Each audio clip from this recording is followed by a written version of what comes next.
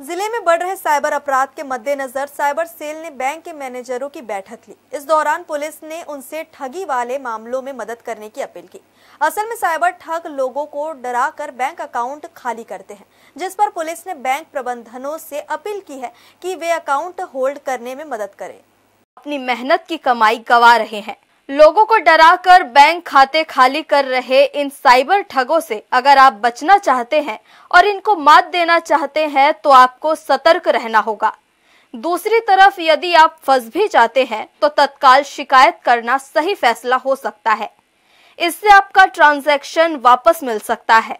बहरहाल इन सभी मामलों में बैंक की तरफ से बहुत मदद मिल सकती है। ऐसे में गुरुवार को साइबर सेल ने बैंक प्रबंधनों की एक बैठक लेकर उनसे मदद की अपील की है। पुलिस ने कहा है यदि ऐसे ठगी के मामले आए तो साइबर ठगों का बैंक अकाउंट फ्रीज करने में बैंक प्रबंधन देरी ना करे। आज हमारे आदरणीय एसपी श्री दिव्यांग पटेल सर के मार्गदर्शन में लगातार हमें साइबर क्राइम्स को रोकने और साइबर क्रिमिनल्स को पकड़ने में जितनी इफेक्टिव कार्रवाई है उसकी इफेक्टिवनेस को हम और कैसे बढ़ा सकें उस पर लगातार काम करने हेतु निर्देशित किया गया है।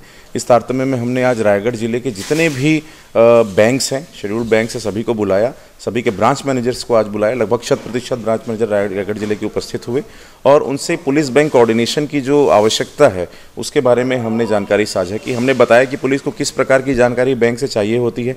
हमने एक मिनिस्ट्री ऑफ फाइनेंस के द्वारा जो एक स्टैंडर्ड ऑपरेटिंग प्रोसीजर एसओपी बनाई गई है नेशनल लेवल पे, वो भी उनसे साझा की और हमने बताया कि उस एसओपी के तहत किस प्रकार से एक टाइम बाउंड मैनर में बैंक को भी जो है लॉ इन्फोर्समेंट एजेंसीज को जानकारी देना लिखा है। कभी हम होल्ड लगाते हैं तो कितनी जल्दी उसको कार्रवाई करनी चाहिए, उसके समय का कितना महत्व होता है। अगर किसी प्रार्थी के साथ फ्रॉड हो जाता है तो फर्स्ट आवर को गोल्डन आवर कहते हैं। उस समय अगर प्रार्थी हमारे पास आ जाता है और हम बैंक्स को लिखते हैं तो बैंक्स की लीगल जिम्मेदारी भी होती है कि जितने जल्दी से जल्दी उसमें लाइन या होल्ड या फ्रीज लगा सकें और हमें सूचित करें। तो इस सभी के बारे में बैंक से बहुत ही सार्थक रूप से चर्चा की गई। उन्हें ये भी बताया गया कि किस प्रकार की जानकारियाँ जो हमें दे सकते हैं। 2 प्रकार की जानकारी होती है, एक तो डिजिटल इन्फॉर्मेशन, एक फिजिकल इन्फॉर्मेशन। डिजिटल इन्फॉर्मेशन में अलग अलग प्रकार की जानकारी होती है, आईपी लॉग्स होते हैं, स्टेटमेंट ऑफ अकाउंट होता है, ट्रांजैक्शन हिस्ट्री होता है, वो हमने उनसे चर्चा की।